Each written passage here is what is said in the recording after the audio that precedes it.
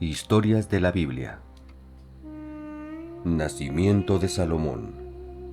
Después David consoló a Betsabé, su mujer.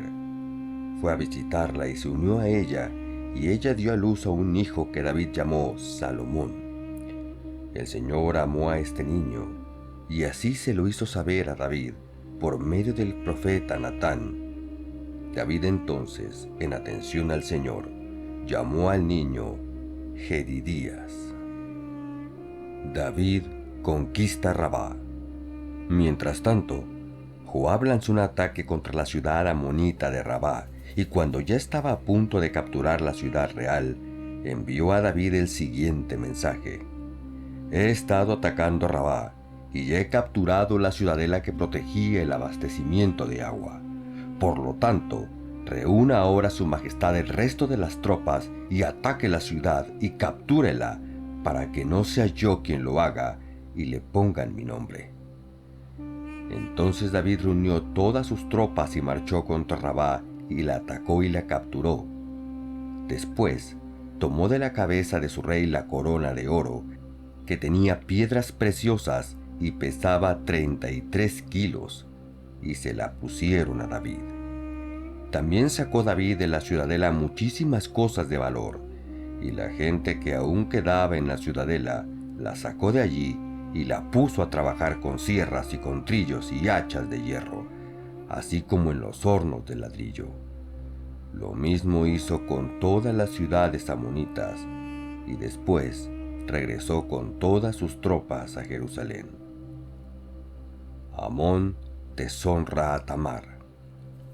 Absalón, hijo de David, tenía una hermana mayor muy hermosa llamada Tamar. Y sucedió que Amón, hijo también de David, se enamoró de ella a tal grado que acabó por enfermarse de angustia, pues como su hermana Tamar no había tenido aún relaciones con ningún hombre, él encontraba muy difícil hacerle algo. Pero Amón tenía un amigo muy astuto llamado Jonadab, que era hijo de Simea, hermano de David. Un día, Jonadab le preguntó: ¿Qué te pasa, príncipe? ¿Por qué estás cada día más desmejorado? ¿No me lo vas a contar? Amón le respondió: Es que estoy enamorado de Tamar, la hermana de mi hermano Absalón. Entonces Jonadab le aconsejó: Métete en la cama y hazte el enfermo, y cuando vaya a verte tu padre, dile que por favor mande a tu hermana Tamar para que te dé de comer y prepare alguna comida allí mismo para que tú la veas y comas lo que ella te dé. Amón se metió en la cama y se hizo el enfermo, y cuando el rey fue a verlo, Amón le dijo: Por favor, que venga mi hermana Tamar y haga aquí mismo un par de tortas y que ella misma me sirva. Entonces David mandó llamar a Tamar a la casa y le dijo: Ve por favor a casa de tu hermano Amón y prepárale algo de comer. Tamar fue a casa de su hermano Amón, que estaba acostado, y tomó ella harina y la amasó, y allí mismo preparó las tortas y las coció. Luego tomó la sartén y le sirvió las tortas, pero Amón no quiso comer, y ordenó que salieran todos los que allí estaban. Cuando ya todos habían salido, Amón le dijo a Tamar: Trae la comida a mi habitación y sírveme tú misma. Tamar tomó las tortas que había hecho y se las llevó a su hermano Amón a su habitación. Pero cuando se las acercó para que comiera, él la sujetó y le dijo: Ven, hermana mía, acuéstate conmigo. Ella le respondió: No, hermano mío, no me deshonres, porque esto no se hace en Israel. No cometas tal infamia. ¿A dónde podría ir yo con mi vergüenza? Y por lo que a ti te toca, serás considerado en Israel como un necio. Te ruego que hables con el rey, que él no se opondrá a que yo sea tuya. Amón no quiso hacerle caso, y como era más fuerte que Tamar, la forzó y se acostó con ella. Pero fue tal el odio que Amón sintió después hacia ella, que terminó aborreciéndola más de lo que la había amado. Así que le ordenó: Levántate y vete. Tamar le contestó: «No, hermano mío, porque el echarme ahora de aquí sería una maldad peor que la que has cometido conmigo». Pero Amón no quiso hacerle caso. Por el contrario, llamó a su criado y le ordenó: «Echa de aquí a esta mujer y luego cierra bien la puerta». El criado le echó fuera de la casa y luego cerró bien la puerta. Entonces Tamar, que llevaba puesta una túnica muy elegante, ropa que acostumbraban usar las princesas solteras, se echó ceniza en la cabeza, rasgó la túnica que llevaba puesta y con las manos sobre la cabeza se fue llorando por el camino. Entonces su hermano Absalón le preguntó: «¿Así que fue tu hermano Amón quien te hizo esto? En tal caso, guarda silencio, hermana mía, pues es tu hermano. No te preocupes demasiado por este asunto». Tamar, al verse abandonada, se quedó en casa de su hermano Absalón. Cuando el rey David se enteró de todo lo sucedido, se puso muy furioso, pero no reprendió a su hijo Amón, porque como era su hijo mayor, lo quería mucho. Absalón, por su parte, no le dijo nada a Amón, aunque lo odiaba por haber deshonrado a su hermana Tamar. Absalón se venga de Amón. 2 años después, la gente de Absalón estaba trasquilando sus ovejas en Baal-Hazor, cerca del pueblo de Efraín, y Absalón invitó a comer a todos los hijos del rey. Además, fue a ver al rey y le dijo: «Ahora que mis hombres están trasquilando mis ovejas, desearía que su majestad y sus oficiales honraran con su compañía a este siervo suyo». Pero el rey le respondió: «No, hijo mío, no podemos ir todos nosotros para no ocasionarte demasiados gastos». Aunque Absalón insistió, el rey no quiso ir, pero le dio su bendición. Entonces Absalón dijo: «Si eso no es posible, permita al menos su majestad que nos acompañe mi hermano Amón». «¿Y por qué quieres que te acompañe Amón?», preguntó el rey. Pero Absalón insistió tanto que el rey permitió que Amón y sus demás hijos fueran con él. Absalón había preparado un banquete digno de un rey y había ordenado a sus criados: «Fíjense bien cuando a Amón se le haya subido el vino, y cuando yo les diga que lo maten, mátenlo. No tengan miedo de hacerlo, pues son órdenes mías, así que tengan ánimo y valor». Por lo tanto, cumpliendo las órdenes de Absalón, sus criados mataron a Amón. Entonces todos los hijos del rey se levantaron y, montando en sus mulas, huyeron. Cuando aún estaban de camino, le llegó a David el rumor de que Absalón había matado a todos sus hijos y que ninguno de ellos había quedado vivo. Entonces el rey se levantó, se rasgó la ropa en señal de dolor y se tendió en el suelo.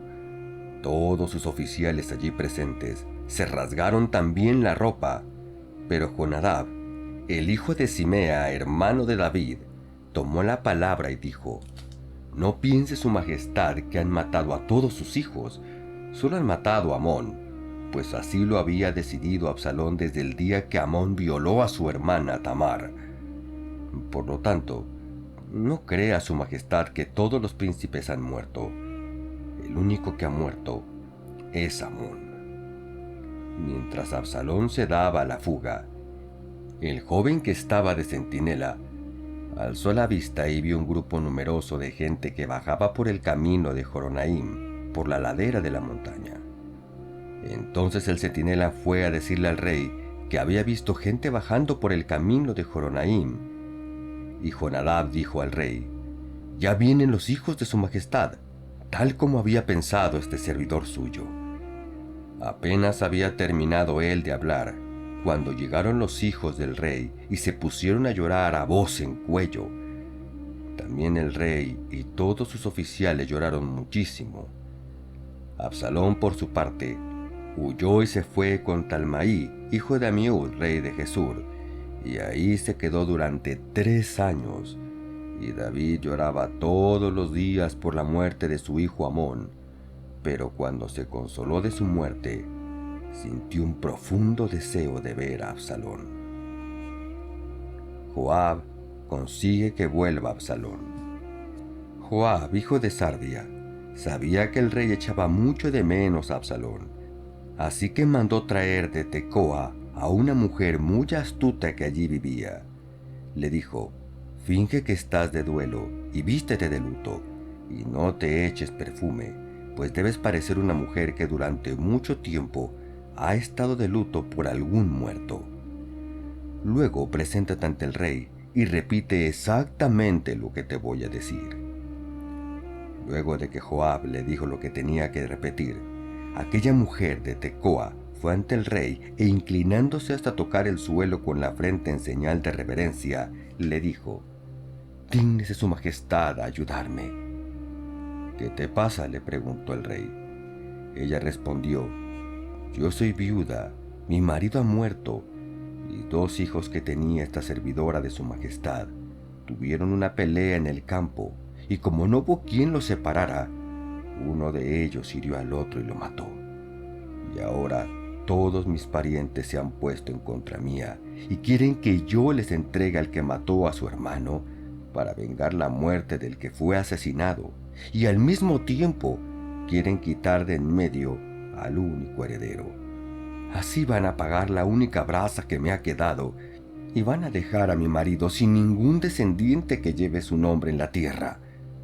Entonces el rey respondió a la mujer: vete a tu casa, yo voy a dar órdenes en favor tuyo. La mujer le contestó: mi rey y señor, si alguien ha de cargar con la culpa, que seamos yo y mi familia paterna, pero no su majestad ni su gobierno. Y el rey le contestó: al que te amenace, tráemelo, y no volverá a molestarte más. Pero ella insistió: ruego a su majestad que invoque al Señor su Dios, para que el pariente que quiera vengar la muerte de mi hijo no aumente la destrucción matando a mi otro hijo. El rey afirmó: te juro por el Señor que no caerá al suelo ni un pelo de la cabeza de tu hijo. Pero la mujer siguió diciendo: permita su majestad que esta servidora suya diga tan solo una palabra más. Habla, dijo el rey. Entonces la mujer preguntó: ¿por qué pues piensa su majestad hacer esto mismo contra el pueblo de Dios? Según lo que su majestad mismo ha dicho, resulta culpable por no dejar que regrese su hijo desterrado. Es un hecho que todos tenemos que morir.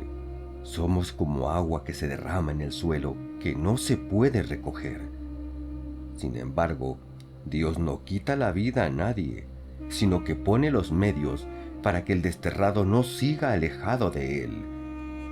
Ahora bien, si yo he venido a decir esto a su majestad, mi señor, es porque la gente me atemorizó. Por eso decidió esta servidora suya hablar por si acaso su majestad aceptaba hacer lo que he pedido. Si su majestad me atiende, podrá liberarme de quien quiera arrancarnos a mi hijo y a mí de esta tierra que pertenece a Dios. Esta servidora suya espera que la respuesta de su majestad la tranquilice, pues su majestad sabe distinguir entre lo bueno y lo malo, igual que un ángel de Dios.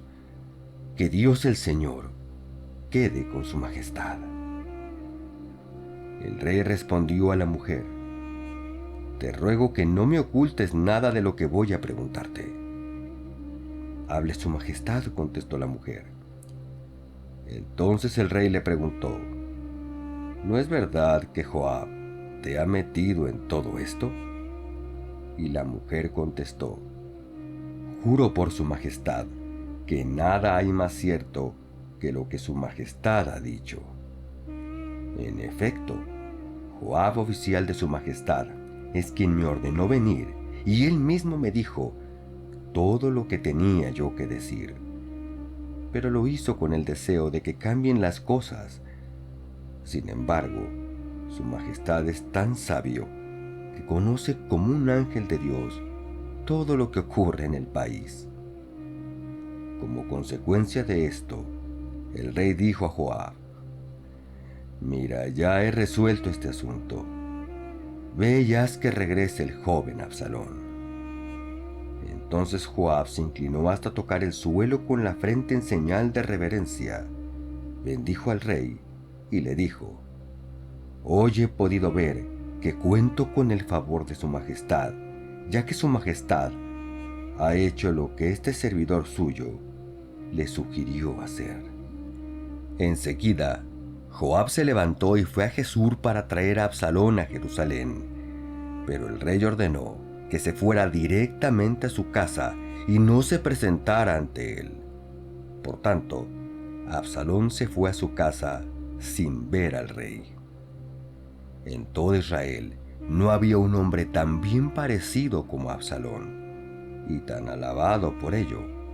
De pies a cabeza no tenía defecto alguno.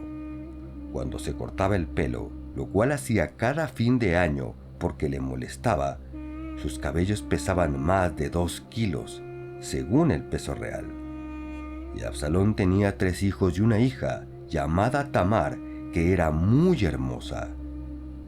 Durante 2 años, Absalón estuvo en Jerusalén sin poder presentarse ante el rey. Así que Absalón pidió a Joab que fuera a visitar al rey de su parte, pero Joab no quiso ir. Por segunda vez, Absalón le pidió que fuera, pero Joab tampoco fue. Entonces Absalón ordenó a sus criados: «Miren, el campo de Joab está junto al mío, y lo tiene sembrado de cebada. Vayan y préndanle fuego».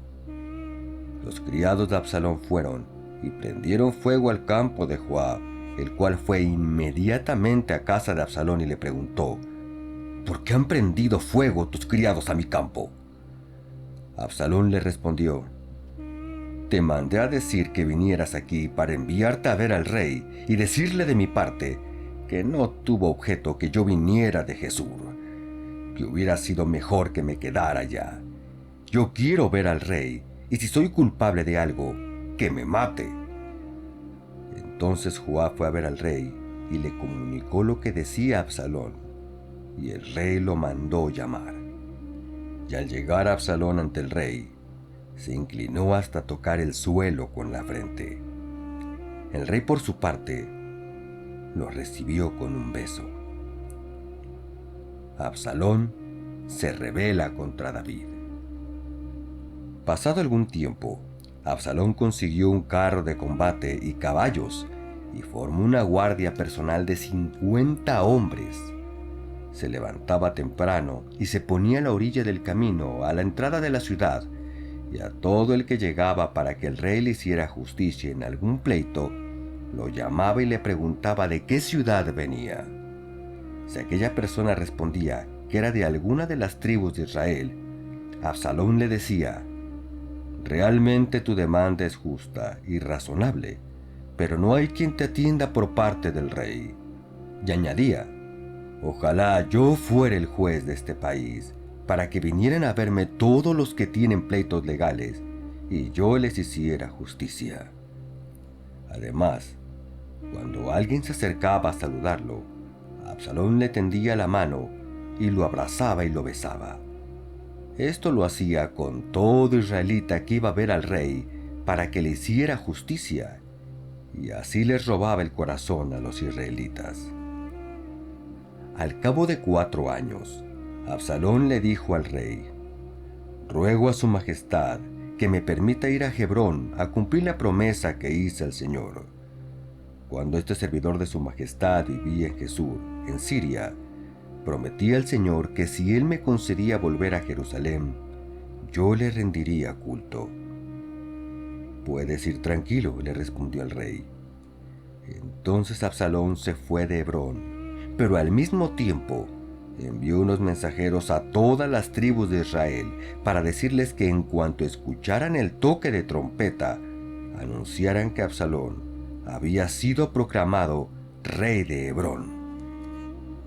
invitó además a 200 personas de Jerusalén, las cuales fueron con él de buena fe y sin saber nada del asunto. Asimismo, Absalón mandó llamar a uno de los consejeros de David, llamado Ahitofel, el cual vivía en Gilo, su ciudad, para que lo acompañara mientras él ofrecía los sacrificios. De modo que la conspiración iba tomando fuerza y seguía aumentando los seguidores de Absalón.